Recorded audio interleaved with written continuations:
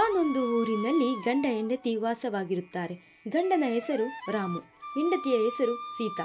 ಗಂಡ ವ್ಯವಸಾಯ ಮಾಡುತ್ತಿರುತ್ತಾನೆ, ಹೆಂಡತಿ ಗೃಹಿಣಿ. ಗಂಡ ದಿನ ಗದ್ದೆಗೆ ಹೋಗಿ ಬರುತ್ತಿದ್ದ.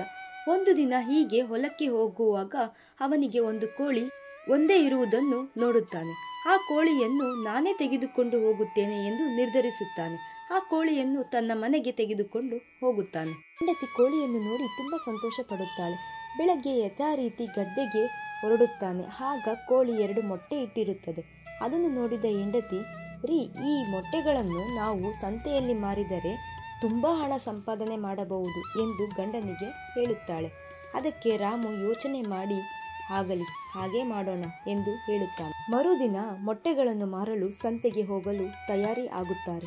ಸಂತೆಯಲ್ಲಿ ಅವರ ಮೊಟ್ಟೆಗೆ ತುಂಬ ಬೆಲೆ ದೊರೆಯುತ್ತದೆ. ಹೀಗೆ ಒಂದು ದಿನ ಮಲಗಿರುವಾಗ ಗಂಡ ರಾಮುನಿಗೆ ಮೊಟ್ಟೆಗಳಿಂದ ತುಂಬ ಶ್ರೀಮಂತರಾದಂತೆ ಕನಸು ಬೀಳುತ್ತದೆ. ವಾರಕ್ಕೆ ಇಷ್ಟು ಮೊಟ್ಟೆ ಕೊಡುತ್ತದೆ ಎಂದರೆ ಕೋಳಿಯ ಹೊಟ್ಟೆಯಲ್ಲಿ ಎಷ್ಟು ಮೊಟ್ಟೆ ಇರಬಹುದು?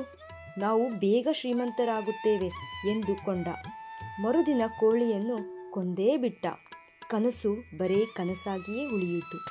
ಈ ಕಥೆಯಿಂದ ನಾವು ಅತಿ ಆಸೆಯನ್ನು ಪಡಬಾರದು ಎಂದು ತಿಳಿಯುತ್ತದೆ. ಅತಿ ಆಸೆ ಗತಿಗೇಡು.